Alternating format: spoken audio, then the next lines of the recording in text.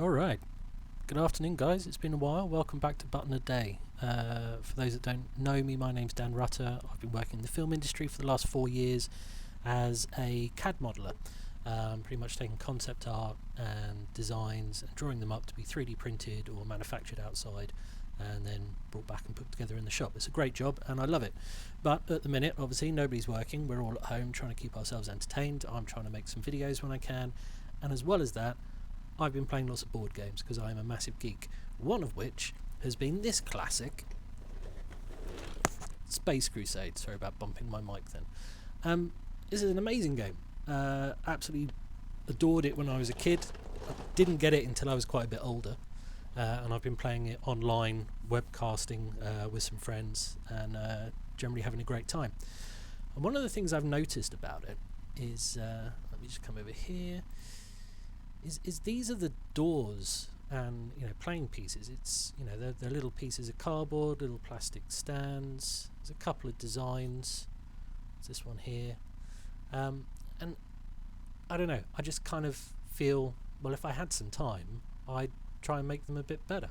And well, I've had some time, so I've kind of drawn them up, and I've printed these out, which kind of looked alright, and I painted them up, and then I thought, do you know what, I reckon I can do better than that. So we did this one with the slots in. Again, doesn't look too bad, but it's lacking something, and I think we'll start by drawing a door, and then I'll show you the process I went through. Okay, so I'm going to draw this in SolidWorks. It's very, very similar to Fusion in terms of what I'm going to be doing. I'm going to be selecting planes to draw on, doing sketches, and then just extruding surfaces out. So with that, we'll get going. I happen to have some measurements of this door next to me, so I'm just going to start with a rectangle. I'm going to go for a center point just so I can keep everything centered around that origin axis point in case we want to mirror anything. It's nice and easy if your model is sort of based in the middle. So the height of this door is 50 millimeters. The width of the door is 48.5. And then it's got this sort of kind of angular type shape to it, so we can put that in. I literally just took these measurements with a ruler. It's kind of amazing that once you know a couple of measurements, the rest of them all sort of fall into place really. We'll go here. I'm just going to draw a little center line, just so I can draw one half of this door, and we'll just flip it over. So that's our center line going in there.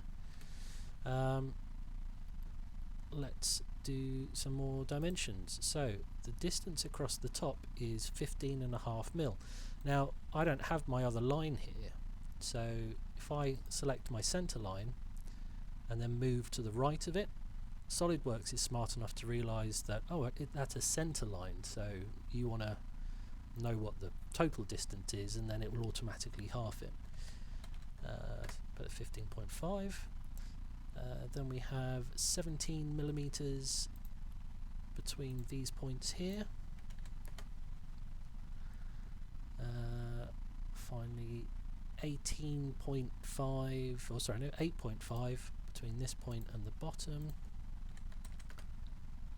That's locked in our top angle, and then I know the distance of this flat that we want along here, so again I'm just going to move to the right of the center line, and that is going to be 38.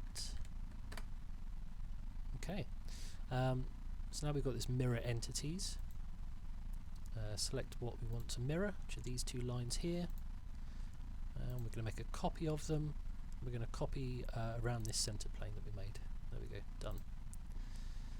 So next we can go to features and extrude boss base. This is very similar to Fusion with our extrude tool. So I can select that area there. Now again, like in Fusion, you've got a few options here. So this is set currently to blind, so it will just come out from the surface we sketched on, whatever distance we set. Again, because I might want to mirror detail from one side of the door to the other, I kind of want to keep everything central. So I can change that to be mid-plane, and you can see there it just extrudes it either side of the sketch plane that I've drawn on, and I know that the distance of that is just 4mm. It's a pretty small door. I'll press OK.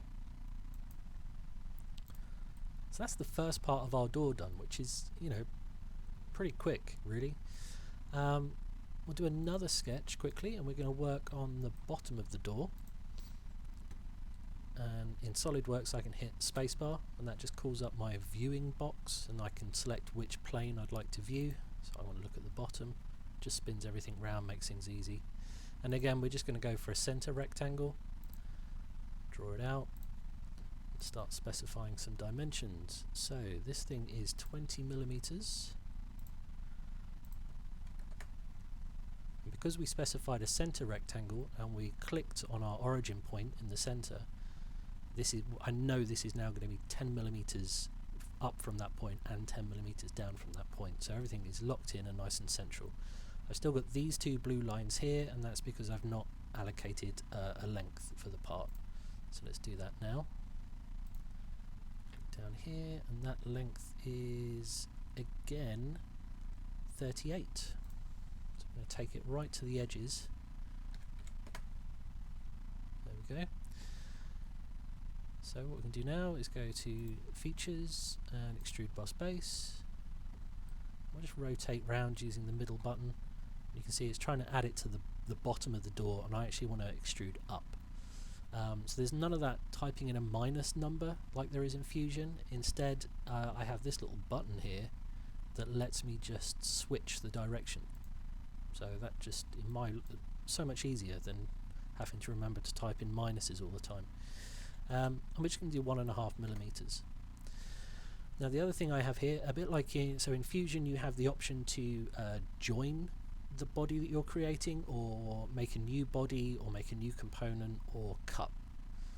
If I wanted to cut things, that's a different feature in SolidWorks. I'd actually have to go to the Extrude Cut. But what I do have the option of is whether I merge this with the door, or whether I'd like this to remain its own body. I'm going to merge it. There's no reason why not to at this point. So press OK. Okay, that is our basic door. We're going to add there's a couple of little sort of like chamfer details on the base of this. So I'm just going to pop something in there. So we can use our chamfer tool. Select there, and there, spin round. We'll go here. Ooh, not that one. That one. Really need to get a mouse mat. There we go, and that one. Perfect. So we've got a few options here. We've got the dimensions of our chamfer at the moment is set to 10mm. So that from our corner point, that's going to be 10mm down, 10mm across, and then it will draw a line, and that's where it will take our chamfer to. That's obviously far too big for what we want.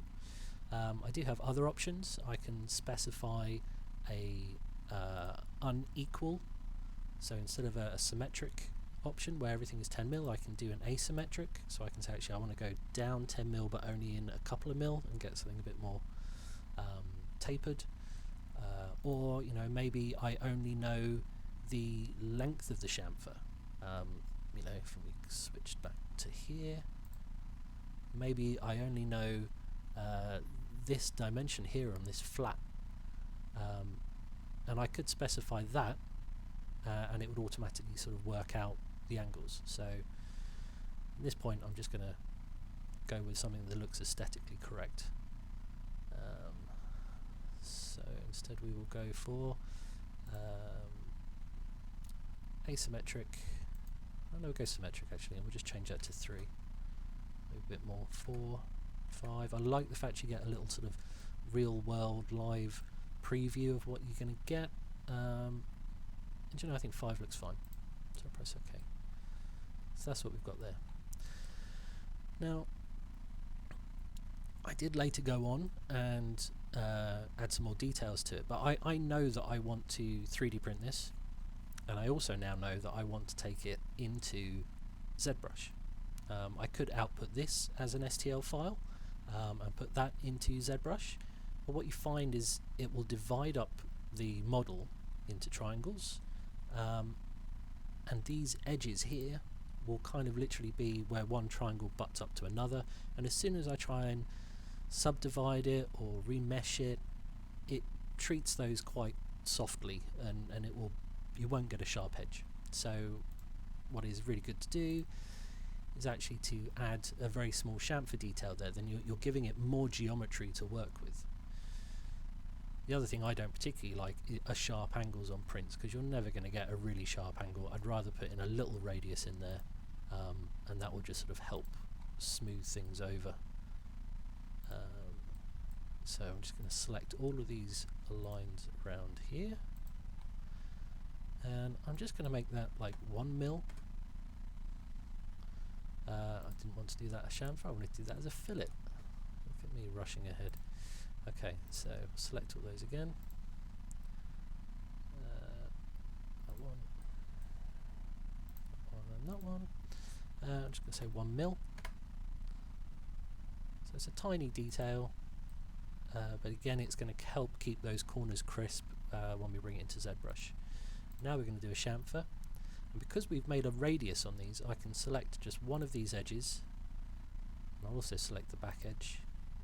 And if I change that to 0.5, it follows that chamfer all the way around, because it's one smooth, continuous tangent line. That looks fine. Okay, so I might do the same thing with the foot plate here. So I'm just going to select these vertical uprights.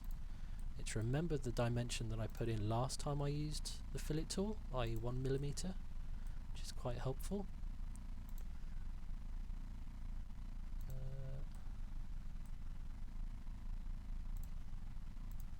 There we go, and we'll add that. Now we'll do another fillet actually instead of a chamfer around the top, make a slight difference to what we're seeing. So we'll select the fillet tool, select any edge, bring that round like so. Okay.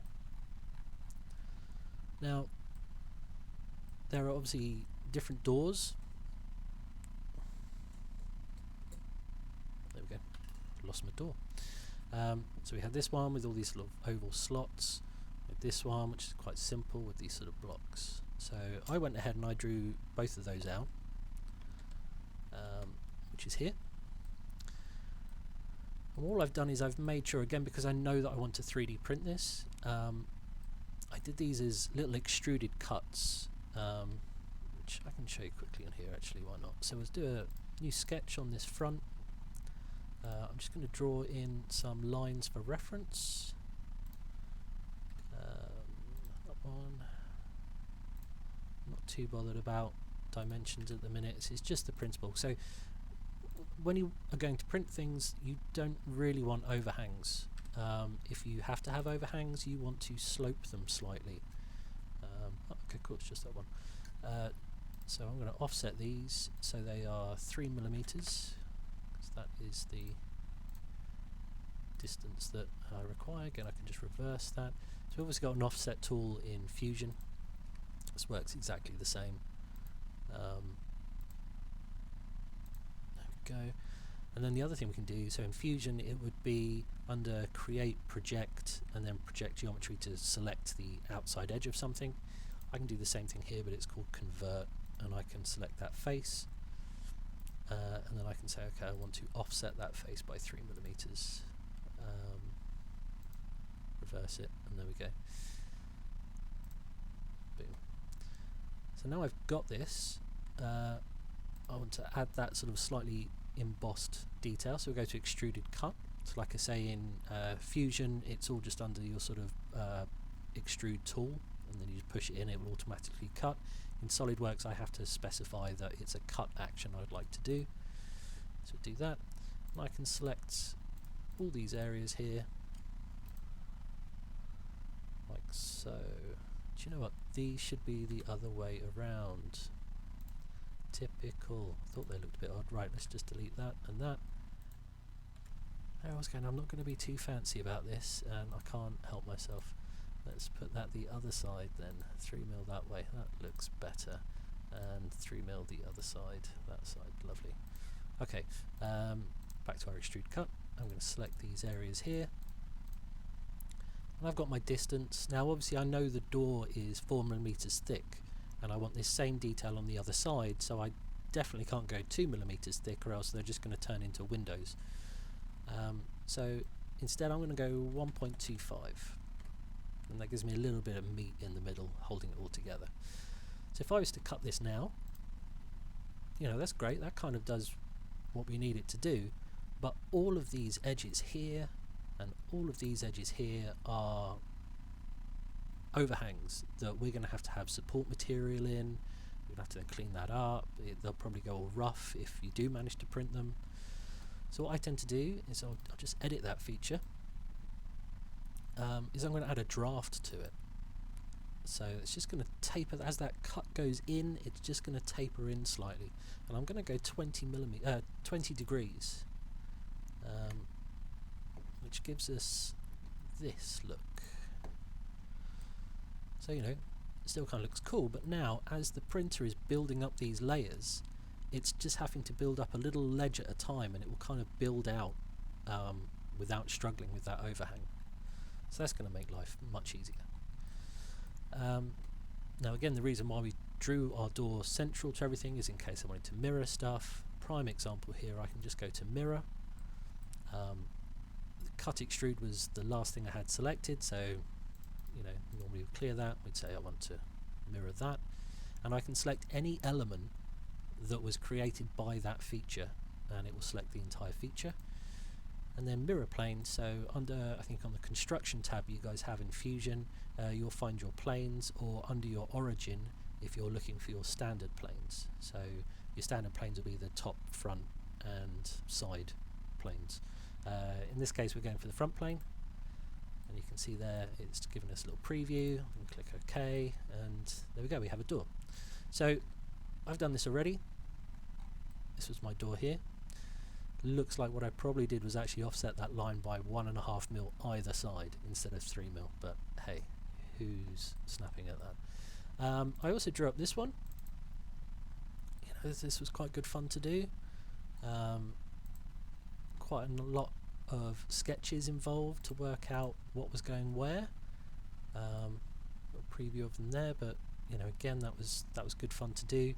I used a pattern repeat to work out these sort of teeth with where the doors join together, and again I did a 20-degree taper when I did my cut, so everything will print without the need of supports. So obviously I did these, and this is what came out.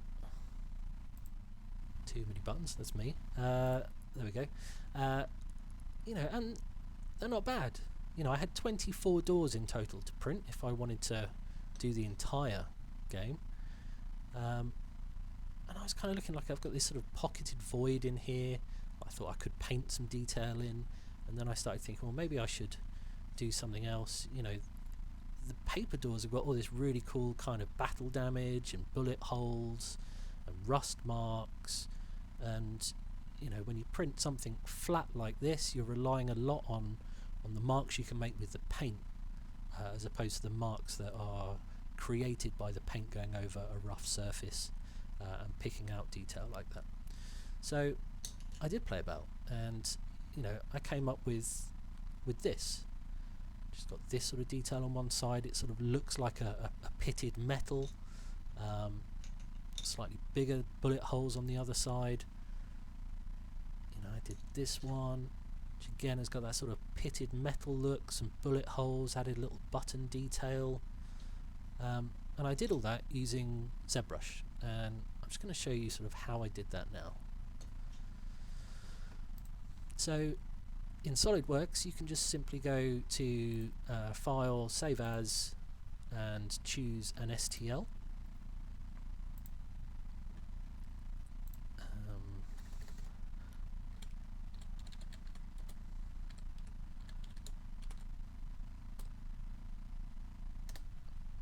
And that'll sort of think about it. It gives you a little preview, so you can kind of see in the preview that it's all triangles. They're very uneven, but it gives us enough geometry to get started with. So I'll save that. I'm going to do that again because I forgot to switch cameras. Yay for streaming live. Okay, right, let's do that again. So we go File, Save As, and we can save it as an STL. Now conveniently I have one here that I can just rename, Button Project 2. I click Save. Yes, I'd like to replace it. Okay, here we go. So you can see all these sort of triangles in here. They're really dense in areas where there's curves, quite sort of flat and plain on areas that are flat and plain.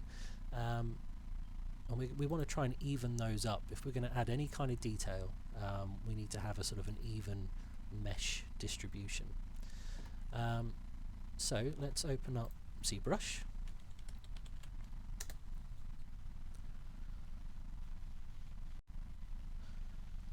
One of the few softwares I did not have ready at the beginning.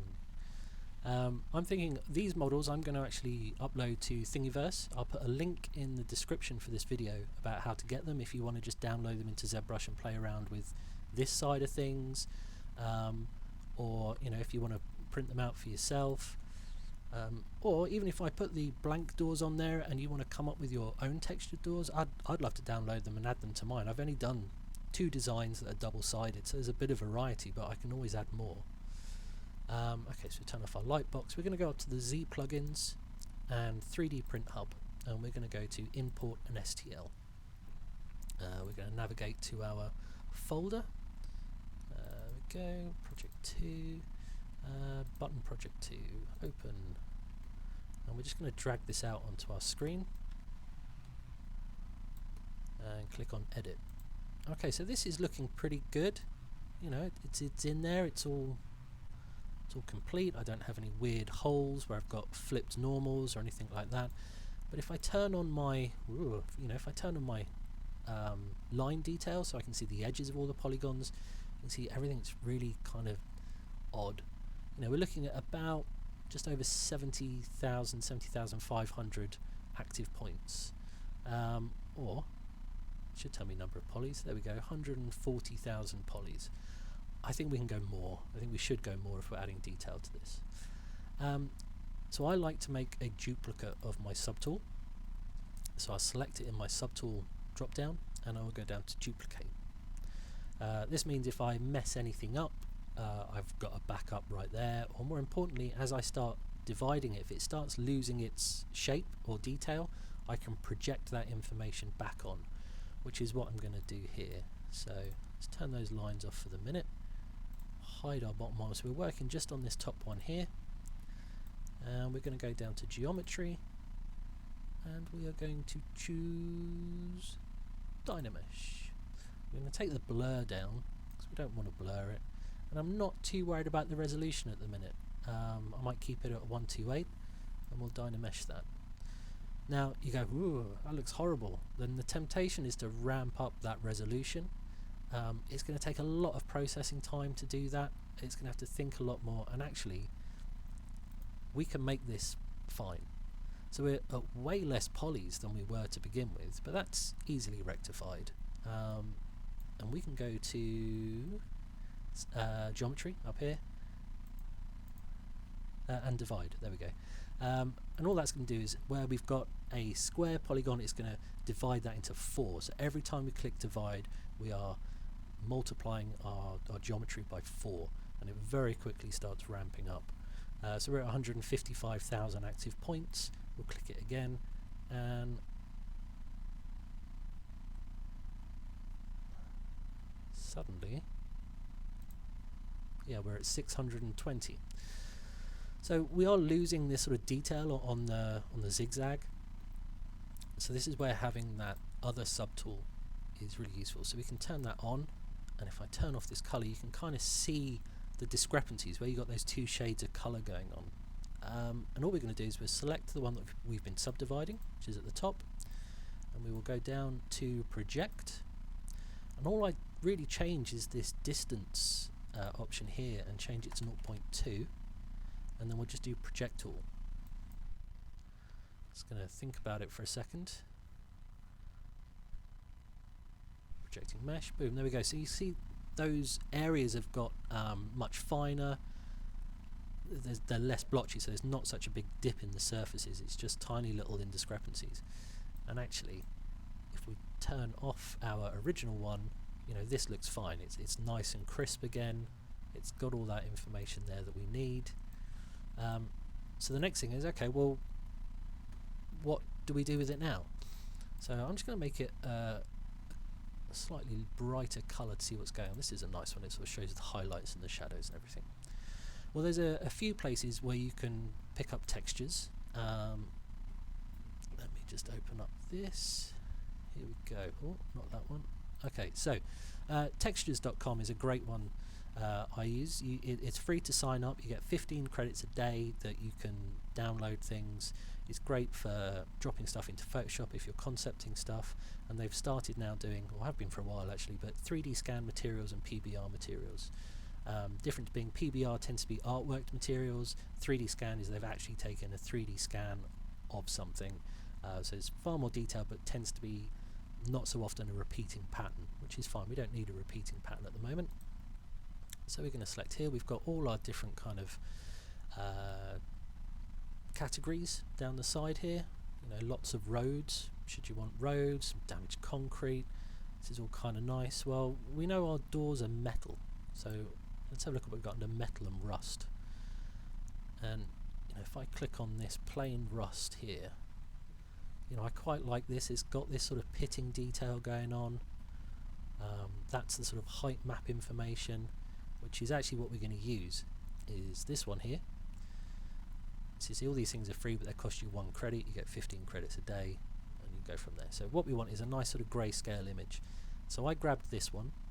What I did do is I took it into Photoshop, and just using the exposure and levels, I sort of made the darkest grey bits black and the lightest grey bits white. So I just sort of compressed it down just to get the maximum range on what's going on. So I can import that here as an alpha. So we can go to import. I then have to find where I put it.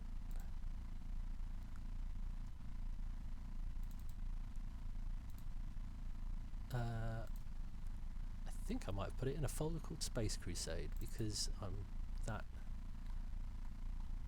No. Interesting. Okay, well, let's do it again.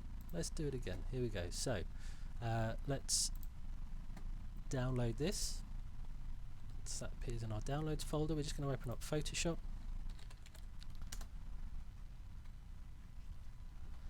Dum, dum, dum. So my streaming software can cope with having Zbrush, SolidWorks and Photoshop all open at once. And we will open, navigate to our downloads folder, textures, here we go. Okay, so this is the texture I got.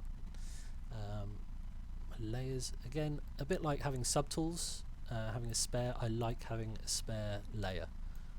So I can do all my work on this duplicate layer, and if I decide actually I need to change that, or I'm not happy with the way things are going, I can ignore it and go back to it.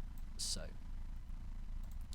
we can go to image, adjustments and levels. Everything is opening on my other screen, so I'll bring that over. So this little sort of graph in the middle, that's where all the information is contained in this image. It's all kind of around the middle. This is my darkest spots, these are my lightest spots. So let's shift that, so my darkest points are right here at the start of that information, and my lightest points are right here at the start of that information. So that just compresses everything down, and that's going to give us a lot more information when we come to stamp this on. So we'll now save this. We can just save it as a JPEG file.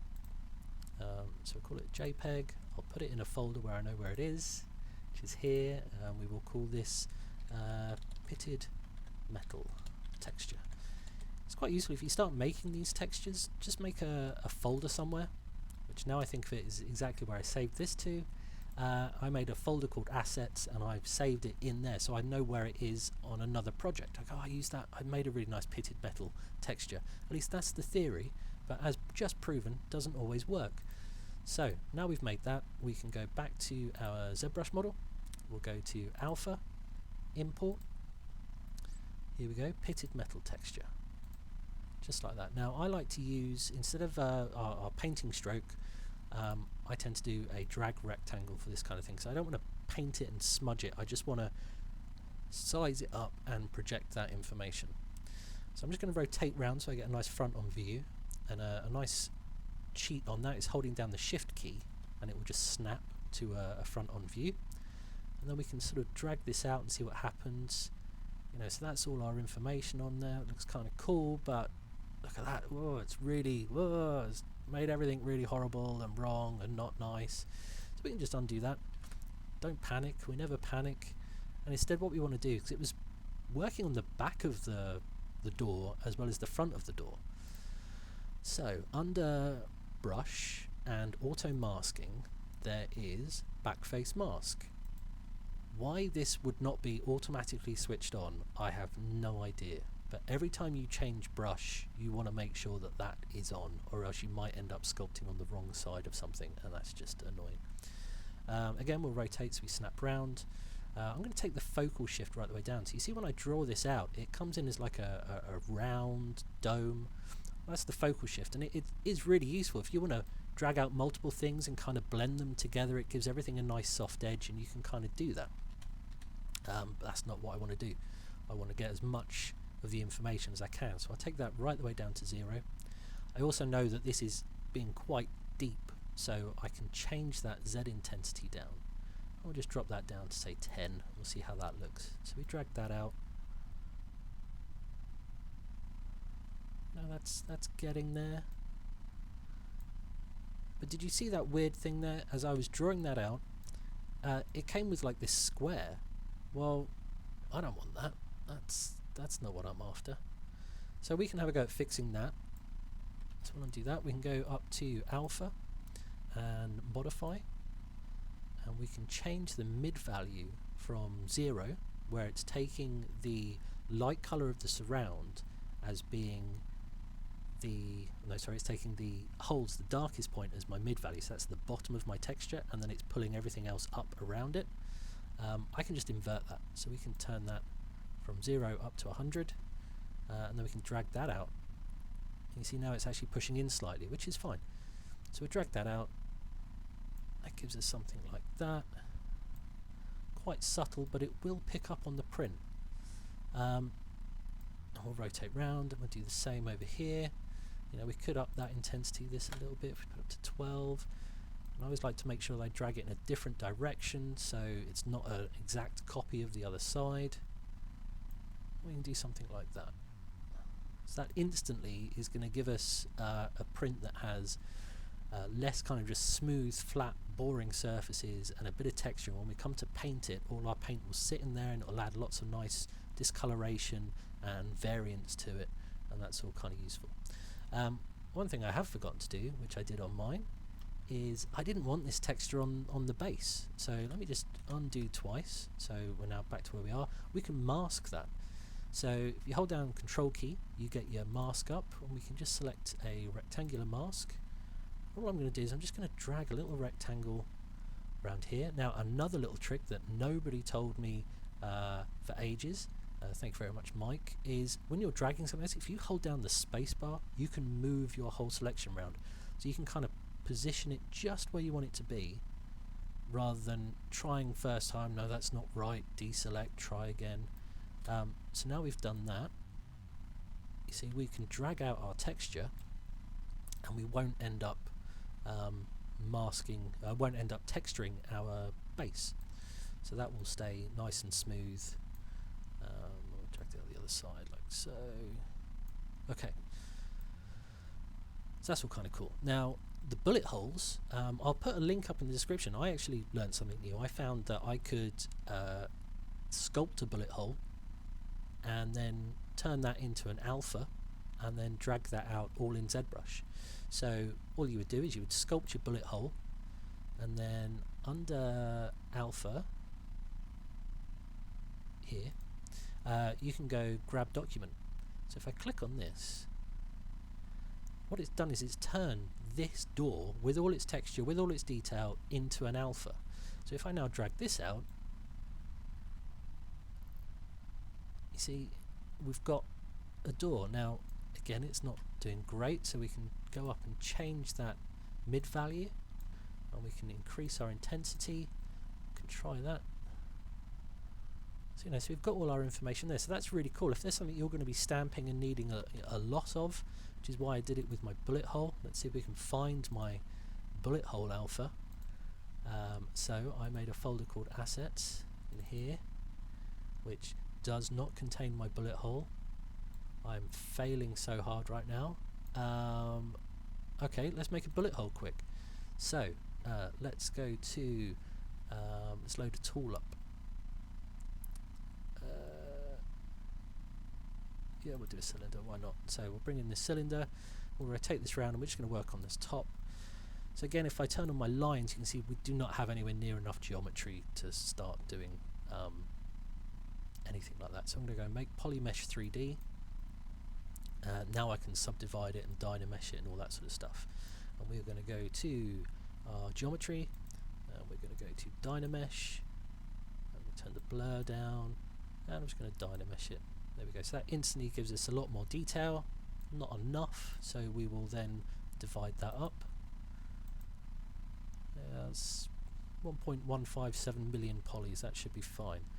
Okay, so I'm really lucky. I have a fancy stylus pen, which, working with programs like this where you are sculpting, drawing, is great fun. Makes things nice and easy and quick, hopefully.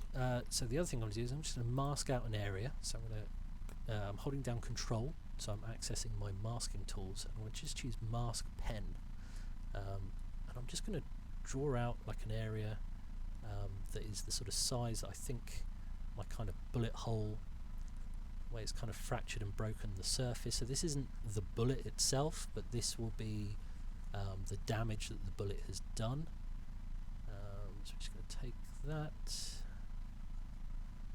yeah, something like that. I'm going to invert that, so holding down the mask tool and selecting an area, undo, holding down the mask tool and just clicking inverts it. I can then move that, so rotate round. This is just going to make a little sort of a pothole pocket for that to sit in. Not too deep, that looks about fine. Now I'll get rid of that mask. We'll rotate back round again, and this time I'm going to actually do the bullet hole. Do something like that. Invert that mask. We're going to go to move. I'm just going to move that in, so that becomes our bullet hole there. So we go to draw. I'm going to change this from being a drag out a shape, going back to being, actually I'm going to go for the spray, and this alpha I'm going to change to something that's just got a little bit more noise to it, because I kind of want that sort of cracked, broken, fractured kind of look to things. This looks like a good one, so we'll go for that. And I'm just going to start sort of drawing out some stuff. That looks horrible. Let's skip backwards through that. I have a feeling I've got my mid values flipped around. So the native alphas in Zbrush are set up to work perfectly without having to fiddle around with that mid values thing. Okay, so that's looking better. Maybe a little bit harsh texture wise. So let's turn that intensity down. We'll turn the size up as well. And we'll just sort of, I've got my lazy mouse on, which is under stroke. Nope. Tool.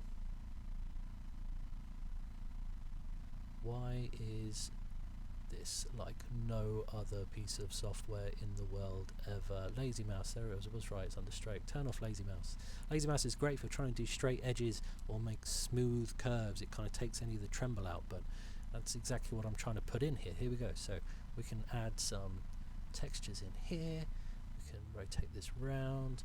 A really nice brush is the trim adaptive brush here. Turn this down, and this will sort of just start adding some of these. A bit too much. Let's make that smaller. We can zoom in. There we go. It's just adding these sort of little chips and chunks out of here. You know, we just kind of carry on till we get something that looks kind of cool. Now, don't get carried away unless you're printing something, you know, remarkable. We can also hold down Shift and smooth stuff as well if we want. You know, I know these bullet holes are going to be tiny. I don't want to waste too much time on this. You know, unless you really just want to make a nice collection of bullet holes, you know, then why not? So once we've got something that we're happy with, that's bad, take that out. Go back to our brush, standard brush, it's got our little texturing here. Add some little bits around here, add some interest. And if that, okay, so hit frame. That's our bullet hole, for want of a better excuse. One thing we want to do is we want to change our document size, which is under. See, I watched a tutorial on this. It was very, very useful. Here we go. Yeah. So under document, and this is because we want a square texture when we bring it in as our alpha. So we can set this to be, say, 1020 pixels by 1020 pixels.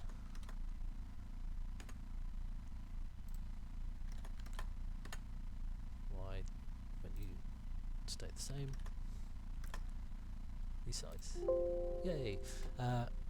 Would you like to resize document? Yes, I would. And you go, oh god, that looks horrible. It's fine. We can clear the document by pressing Control N, and then we just drag out our subtool again, and it then sort of does it in the correct orientation. Something like that. Go back to Edit, then we can rotate round, find the side that's got our bullet hole, and if we zoom in, and we can move this around so that our bullet hole fills our entire document screen. Then we can go under our brush alpha here, and we can go grab alpha from document, grab doc, dink, there we go, we have a bullet hole. So now we can go back to our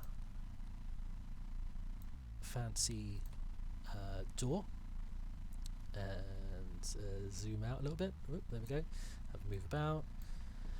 And we can grab this. I'm going to take it off of spray, back to our little drag rectangle, and let's see what happens. Okay, that looks horrible, that doesn't look right. Fine, we know how to fix this. Again, we go up into alpha, we go to our mid value range, and we invert it. Now we can drag that out. Okay, yeah, it's there. It doesn't have that square, but it's really, really subtle. So, okay. Well, let's whack the intensity up. Now let's try. Ah, now we're getting somewhere. So we're getting that little square edge to it. That's fine. We can take our focal shift back a little bit. So it kind of, there we go, starts smoothing things out. And quite quickly you can kind of, again, you know, I have a fancy mouse for this, but you can start sort of dragging in like a little trail of bullet holes. You know, maybe do a larger hole here. You know, things like that. That's all quite cool. And then you can obviously mess about with the intensity of those and depth of those. Maybe you draw up a few different bullet holes, a few different scratch marks, whatever. You can start dropping those in. Now, if you don't want to necessarily go through making your own alphas, there are people out there who will do it for you. So if I come back over here and we look at this guy, jrotools.com, loads of really nice alphas for this sort of thing, you know, hard surface cables, clips, grills, and if you want to play around with his stuff, he does have a few packs on here that are free. So this gives you like 20 hard surface alphas for free. This one gives you 15 little screw heads, little things you can drop on that just add lots of nice detail to things. His stuff is actually, I think, quite reasonably priced. I'm not affiliated or anything like that. I'm not getting anything with this, but I like using his stuff, so I like telling people where I get cool stuff from. Like this pack here with skulls and stuff. Again, you know, bored, plenty of time on my side, so you know, I printed this thing out, which turned out really cool actually. Yeah. So I managed to do that in 2 parts, mainly the jaw, the head, and then I did the fangs separately, just so I didn't have to have support material in here holding anything. So that's quite cool. So you can take kind of his meshes. So those were meshes as opposed to just alphas. But yeah, he does loads of stuff. Really cool. Oh, close up of my table. Close up of me. Back to work. Other things. Oh, actually, I should have stayed with that. So maybe we'll go for this one. So I did this as well. So this is one of his alpha packs of human skulls. And some ornament brushes, which are here. So the ornament brushes are here. Human skulls, so that's a really cool one there. Ornament brushes and human skull brushes. It's in there somewhere, buried amongst this stuff. And I literally just modelled this up in SolidWorks, took it into Zbrush in the same way, and just dragged these alphas out and then printed it. So you can very quickly come up with some really cool stuff. So I ended up using one of his brushes for like a little button detail for in here. Now, seeing as how I seem impossible or inept at finding where I've previously put my brushes, I have no idea if I'm gonna find this or not. I would imagine it is under assets, hard surface alphas samples. Here we go. And I went for this one here. So we'll open that up and we'll drag that in there. Boom, done. Took me no time whatsoever. I've got a nice fancy little button there. So once you're happy and you've got your model textured as you want it in ZBrush, we want to re-output that either as an OBJ or an STL ready for printing. Now this is where quite a few people run into issues, is getting things out at a set size. So if we go to our Z plugins again, we'll go back to our 3D printing hub, and you see we've got all these numbers here which are currently saying 25.4 millimeters or a 1-inch cube. Well, this isn't 1 inch, so we want to go to update size ratios, and it asks you to choose which set of measurements fit the closest to the size the object should be. Well, I know this door is 50mm high, so we'll select that one. And now, when we go to our Z plugin, these are our dimensions. So when we go to export to STL, and we'll give this a name, we'll put that back in our button a day, project 2, ZBrush output. Clickety click click click. Okay. Now I'll show you a way to get around this as well. I'll ask you how it wants you to, or how you would like it to name the files it's outputting. So this, because I made a copy of our initial subtool, is going to output both the original blank door and the one that we've textured. I'll click that for now. So a useful thing, if you end up with lots of subtools and you only want to output the one, is again under that Z plugin, under export options, you can choose visible, and then as long as your other subtools are turned off, it will only output that one visible subtool. So you don't end up with a folder with 50 tools, one of which is to be printed, and you've got to go through and try and work out which one's which.